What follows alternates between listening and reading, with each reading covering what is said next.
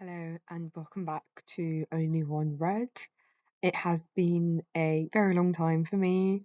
Yeah, I'm not sure when I'll be uploading this because I do already have a few videos ready to go for uploading, but I haven't gotten around to it. It's been very hectic over the last few weeks. If you've been religiously watching my videos, you'll know that around the start of December, I was recovering from a chest infection, and then I promptly went and got another chest infection. Um, just after I filmed one of my last videos. So yeah, I was really ill, bedbound for about a week, and then around the 22nd, 23rd was when I started to feel better, just in time for Christmas. And then all of Christmas happened. And yeah, that's why we've got this background, which I believe I have used before in some of the clips, because I'm at home, I'm not in my flat. But I thought I would do a Christmas book haul with the books that I got for Christmas. Now, I actually didn't get that many books for Christmas. I don't know why, even though I'm such a big reader, nobody gets me books. But yeah. Um, sorry, I blanked. I did get a few books, but I did get from both of my granddads. I got some cash, and then I went out and I I bought some books. So I'm counting them as Christmas presents because I got them with the money that I got for Christmas. So that's the girl math logic that we're doing. They don't count because they're with the money that I got for Christmas. So yeah, I'm counting them as part of the whole. Um, so yeah, without further ado, we'll start. So one of my friends did buy me two short horror collections, which I am very grateful for. So I got this Tombs by Junji Ito, which is a manga collection. Because I've been wanting to get into a manga a bit more. I did. She basically like asked me for like ideas, and I had told her in the past I wanted to get into manga. So I'm actually really like grateful that she bought this for me. I went through a bit of a manga phase a few years ago, where I started reading. Oh my god, I've forgotten what it's called. The Other Side or something similar. And then I also read Sensor by Junji Ito. I thought it was interesting, but it didn't like blow me away. But like Junji Ito is like such a staple of like the existential horror genre, especially in manga. I just wanted to give him another chance because Sensor, to be fair, is like quite a niche one-off um series that he did. It's not really what he's like most famous for. To be fair, this isn't really what he's most famous for either because this is like a short story collection. I don't really know what to expect from this. Yeah, I actually know nothing about this, but I do want to read Tomi by Junji Ito sometime because I know that that's what he's most famous for. So I'll give that a go. And then if I don't like that, then maybe Junji Ito just isn't for me. Maybe it's something in the translation. I don't know. I just with Censor, it just felt a little bit like it was just there for spectacle, and it wasn't really there for a reason, if that makes sense. Like I didn't really find it like disturbing because it was just like there. Whereas actually, as an example, maybe I was gonna say that maybe like manga or like comic doesn't like get to me as much, but that's not strictly true because I was very disturbed by the diner scene in the Sandman comics. Um, sorry, yeah. Yeah, so I found that really disturbing. So anyway, I'm going off on all these tangents, but basically, I realized I hadn't really like talked much about what he actually writes. So Junji Ito writes like existential horror, so it's all about like um the meaning of life. Well, not even the meaning of life really, but it's just I don't know how to explain it. It's all about like things being bigger than you and kind of driving you mad because you have glimpses of like the true existence of things. That's the best way I know how to describe existential horror. Another term for it is Lovecraftian horror because H.P. Lovecraft was known as the pioneer of this genre. And my other book is The Complete. I don't have no idea how to pronounce it. Cthulhu?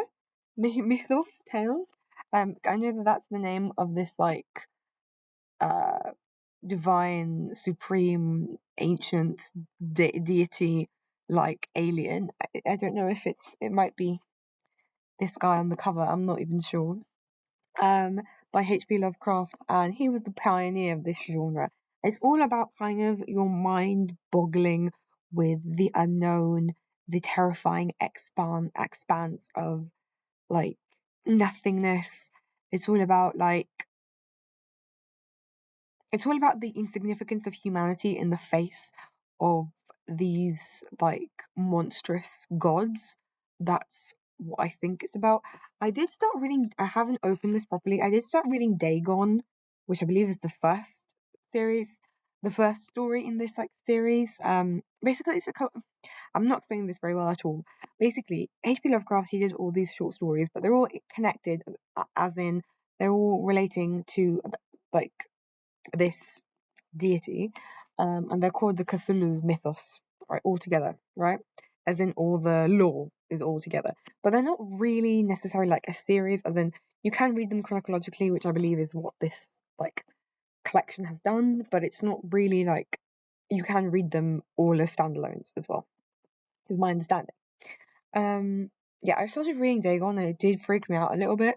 I read it online because I haven't actually opened this properly. Maybe I should. Maybe we should do it now. We should do like an unboxing. But it's such a beautiful edition. Apparently, it comes with a collectible poster. Ooh, that's pretty. It sparkles. You can't really see because of my shitty camera, but that's nice.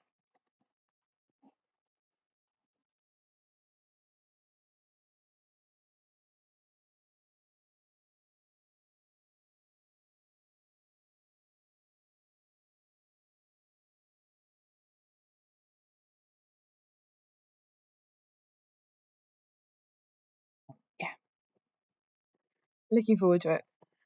Right, so now we're going into the things that I bought for myself with the cash that I got for Christmas. Here we have the Hemlock Cure.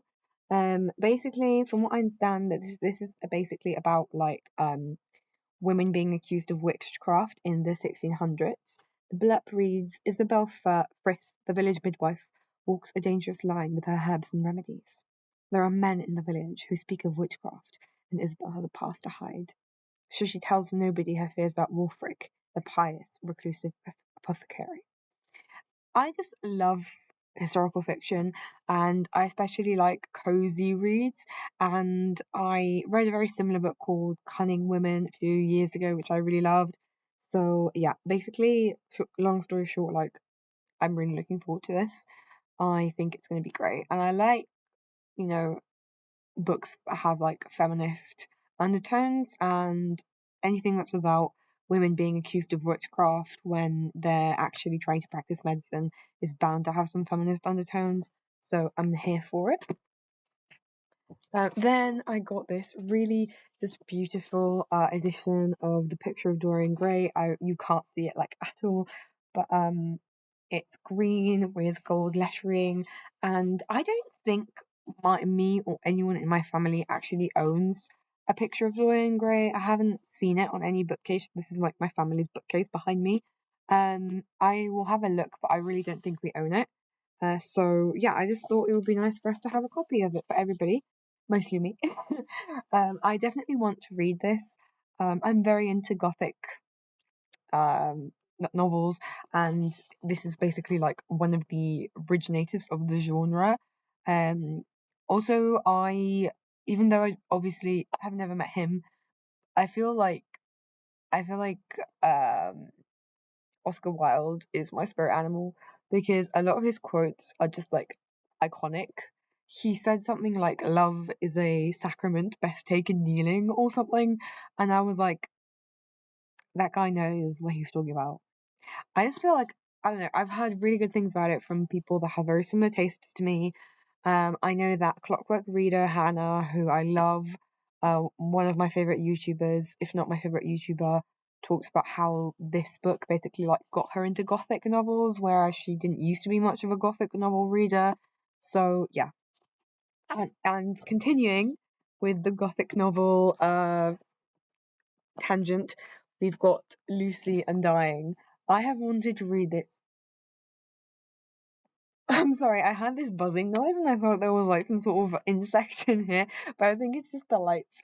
Um, I have been looking forward to reading this for such a long time. I've been seeing it in bookshops, and every time I'm like, maybe we should buy it.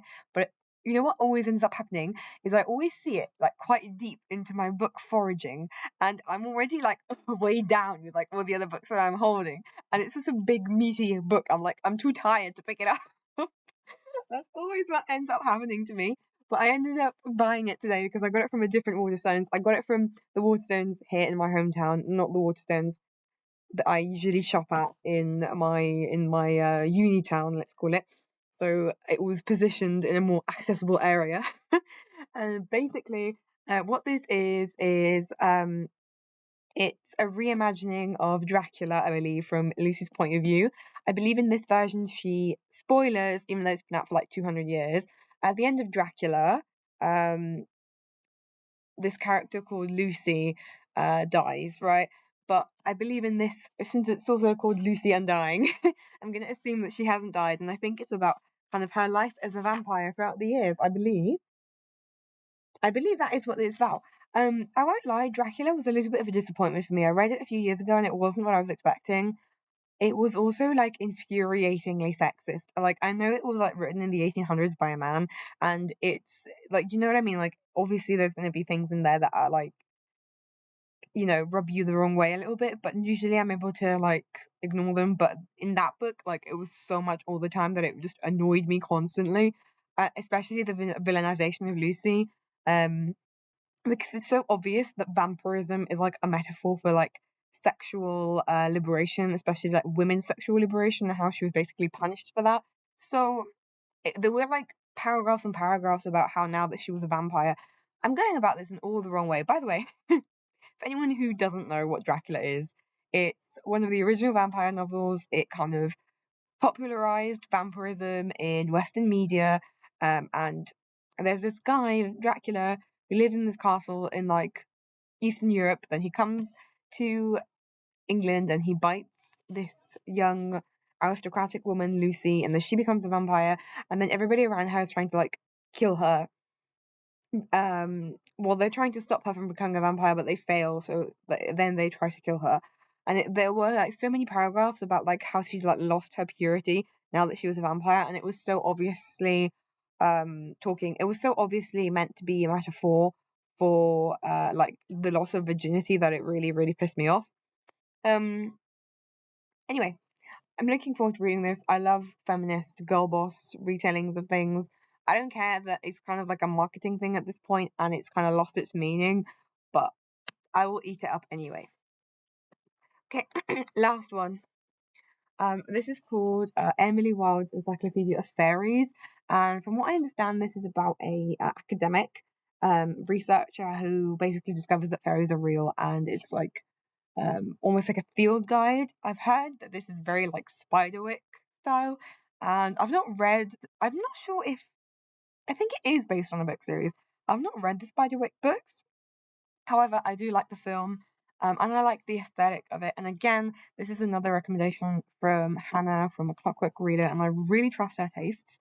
So yeah, cozy, cute, um, fairies. What more can you want? I'm just reading the blurb right now. I'm like, yeah, yeah, basically. So magical, fairy tale esque. That's what I'm expecting for this one. And I know that the second one's come out, and I think the third one's coming out at this year as well. So yeah, perfect time to jump on the bandwagon. Okay, that was it for the Christmas haul. Thank you so much for joining me. Hopefully, I will at some point this century get around to uploading all of the clips and editing them properly so that I can get some videos uploaded because it's been absolutely ages. I believe the last video, I can't remember. The last time I uploaded it, I was like still reading, I just finished reading Burning Maze, and now I'm like nearly halfway through Tower of Nero, and I've also started like reading like loads of other books as well that I can't wait to talk to you all about. Tune in next time. Bye.